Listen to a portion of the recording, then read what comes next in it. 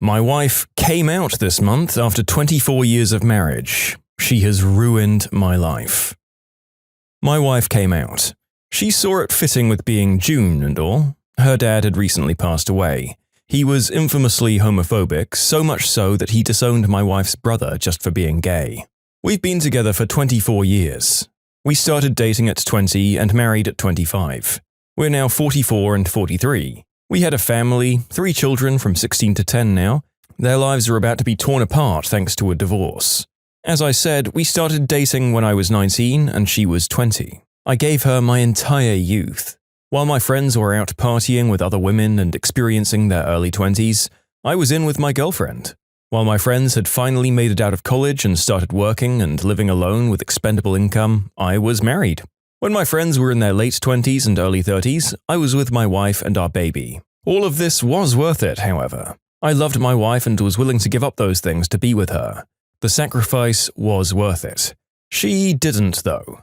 What I thought was 2 decades of bliss was agony for her. Forcing herself to be okay with being in bed with me. We only made love once or twice every few weeks. I drove myself crazy trying to figure out what I was doing wrong. It's just that she didn't want me. I'm mad. I'm furious with her and hateful toward her. I get it. She was so far into this lie that it was difficult to find a way out. However, she still lied. She lied to me for nearly a quarter of a century. I built my life with someone who I thought wanted to be with me on a lie she had fed me. I gave over half of my entire life so far. I gave her my everything and she didn't even want it. And now she expects me to understand. She wants for me to be supportive and to not see her as a villain in this. And I can't. What she did was villainous. What she's done is worse than cheating. This is heartbreaking and I can't help but hate her. But I can't. I have to keep a unified, loving front for my kids, so they can still view their mother with love and not as the villain she's been to me. I just hate this, and I hate her. Wow. This is brutal, and I can't blame you for being just generally angry about the situation. As you say, it feels like you've lost a lot of your younger years devoting yourself to this person, and I'm sure that the confusion you felt about the lack of intimacy must just be infuriating in retrospect. It's okay to be angry about this, but what I will say is that there's a lot we don't know about your wife's situation from your description alone. If her dad was as homophobic as you say, it might be that she repressed or was in denial about certain parts of herself, or just living in fear, and I'm sure that she didn't do this to hurt you. I'm not really qualified to say more there. I'm a YouTube commenter. I don't think either of you are jerks for feeling or doing what you're doing, and that there are therapists who specialize in this exact situation, as it's common enough due to homosexuality being less villainized these days. I hope you two can work something out for your kids, and that you, the author, can love again. Happy 4th of July to you too, you selfish witch. My husband's entitled mother is absolutely notorious for doing these things in this order. First, constantly criticizing and guilt-tripping us about not visiting enough. Then, asking us to appear at her house on a certain day. The next step is that we call and text that day before leaving our house to confirm arrangements, and she'll say yes. We then drive the hour to her house. We arrive, she's not there, yes, at the appointed time that she'd confirmed that morning, and then we're expected to wait for her to get home. Sometimes it's 4 or 5 hours, sometimes she never comes back at all. During this interlude in passive-aggressive hell, sometimes she responds to us on her cell phone. Often she doesn't, and my husband wastes half his day off waiting in her empty house. Sometimes she eventually comes back, and sometimes she doesn't. After experiencing this a few times with my dear husband, I now give her 20 minutes and then we leave.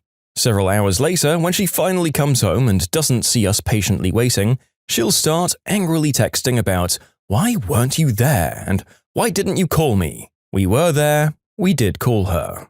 The next stage is her sending passive-aggressive texts for the next 4 to 10 days, absolutely infuriated that we didn't spend all day waiting for her.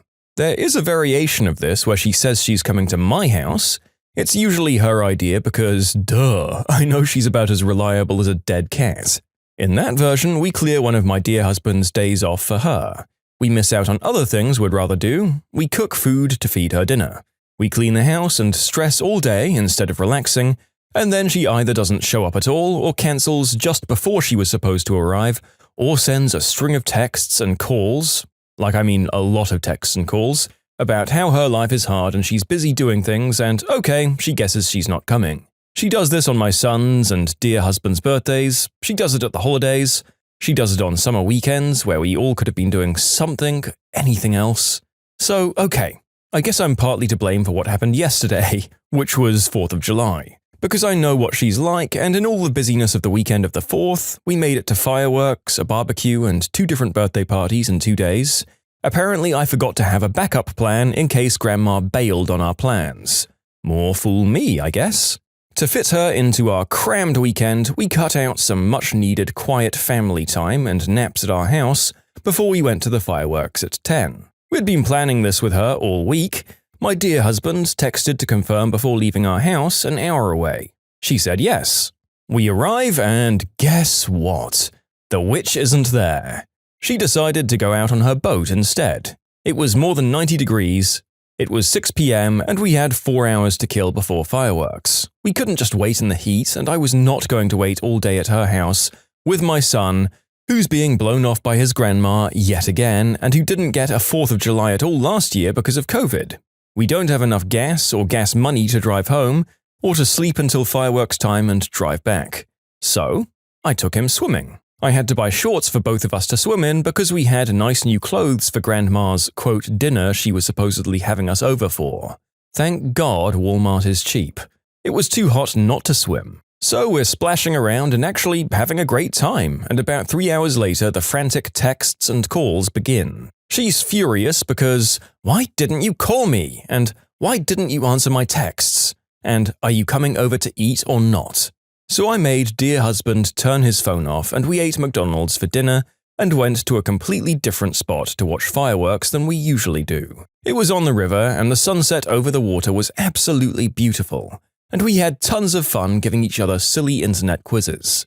Great memories for my son, and that's what really matters, not his super selfish grandma. I later told my hubby I'm pretty sure she's a narcissist.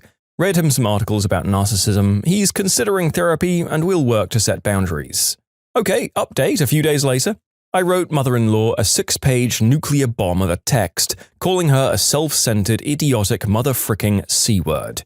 She and I are done forever, and it feels amazing. Yeah, I'm sure that it was incredibly vindicating to finally say screw her and stop bending over to accommodate her. And yeah, it does sound like textbook narcissism. If she's willing to put in the work to rebuild her relationship with her family, there is treatment to be had. But I think there's a lot of work ahead to be done there, and that's if our author and her husband actually want to have any more contact. It's entirely possible that they just decide to put their and their children's happiness ahead of this woman who they've tried so long to go out of their way to please. Something about her behavior does seem kind of pathological, so part of me does feel bad for her, as she could well end up very lonely if she continues this way. But it's up to her to take the first step to changing that and apologizing. Racist mum tries to blag first-class upgrade because black people were sitting opposite them in standard. A few years ago, we were traveling back from a football game, sitting in first class. The ticket inspector came along, checked our tickets, and moved on to this entitled mother and spawn sitting behind us. The conversation went as follows. The ticket inspector asked, "Are you looking to upgrade today, Mum?" "No. Why?" "These tickets are for standard class. You'll need to go pay to upgrade if you want to sit here." "I'm not paying to sit anywhere when I've already paid for tickets." "Oh, then you'll have to go sit in the standard seats that you've booked then." "We can't sit there because," insert racial slur, "came and sat opposite us, so we had to move."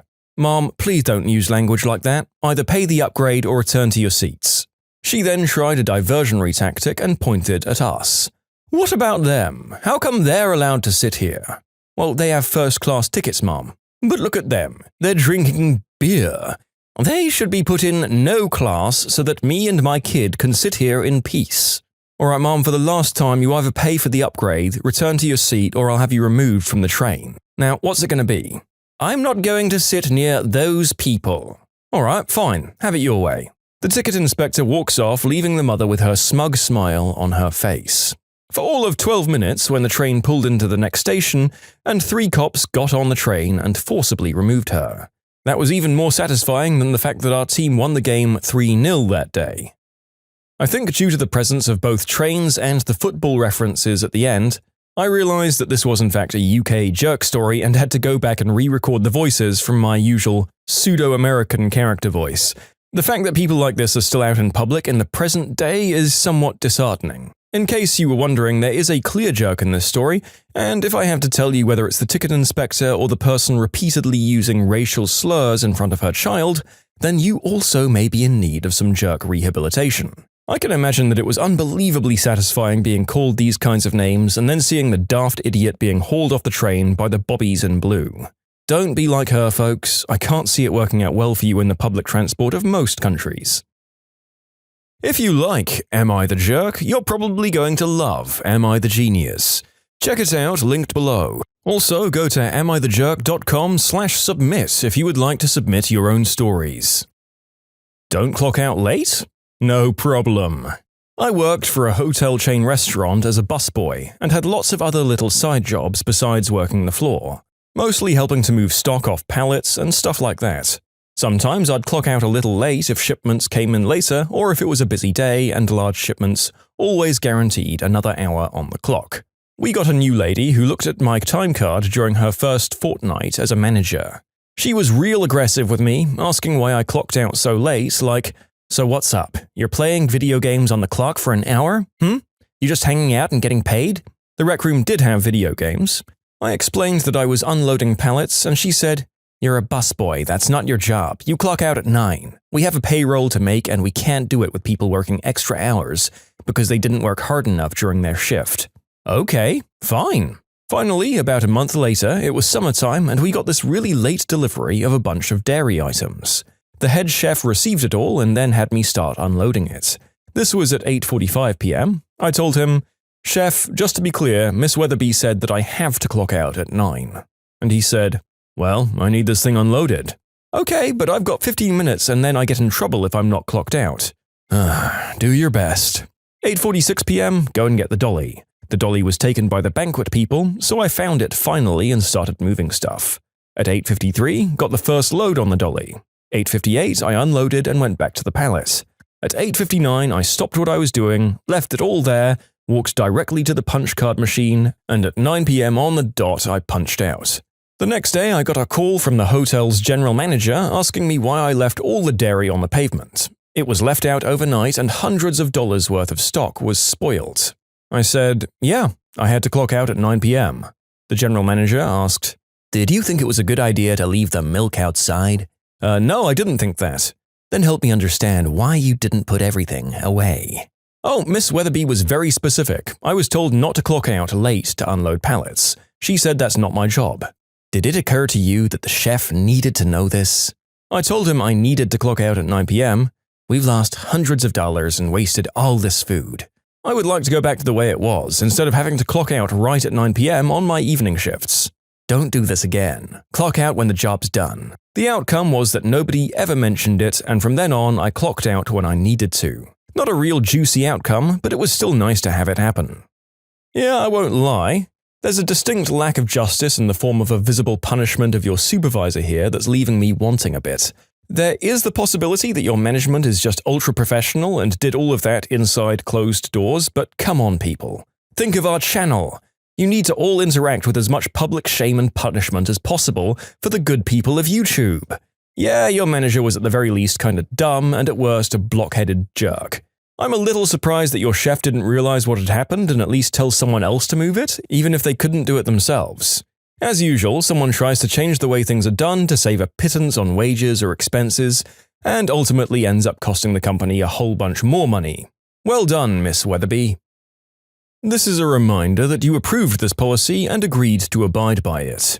I work in a combined IT and AV department for a somewhat large organization, so if there are any events going on, we're responsible for setting it up, which usually involves setting up sound systems, projectors and cameras, and ensuring that when someone plugs in their laptop, it functions as expected. For years, we've got a lot of last-minute requests. Some of them were literally along the lines of, "We're having a gathering tomorrow with 300 people. We need audio and projectors set up for 9 a.m. tomorrow and for you to advance the slides for us. Plus this video in my PowerPoint presentation doesn't work. Can you fix it? We know you leave work in half an hour, but can you set it up? We knew about this for weeks, but nobody thought to tell you." One day, we complained to our manager, who agreed that it was bullcrap and asked us to draft a policy that he could take to upper management and get them to sign off on. We did, and it was very straightforward. You need to give at least 5 business days notice for events, presentations and media must be finalized and playable without internet access, which is one less thing to go wrong, and you're responsible for advancing the slides because we're there to fix computer issues, not read your script and press buttons. Our manager took it to upper management, who agreed that it was all a good idea, and they signed off on it, and it was distributed to all staff. We had some people slip up, but they were held accountable and promised not to do it again. One day, someone from upper management emailed us. Let's call him Bill. Bill was holding an event for 600 people with a guest speaker, who had to be booked weeks in advance. The guest would need their laptop connected to the internet because they had YouTube videos. They also needed the projector set up and wireless microphones set up because they'd hand mics around for people to participate. The speaker was due to speak Monday morning, and it was Thursday lunchtime. Plenty of time to set it up, but less than the 5 business days' notice. Plus, we were double booked by someone who had followed the rules, so we said no, even though he was upper management.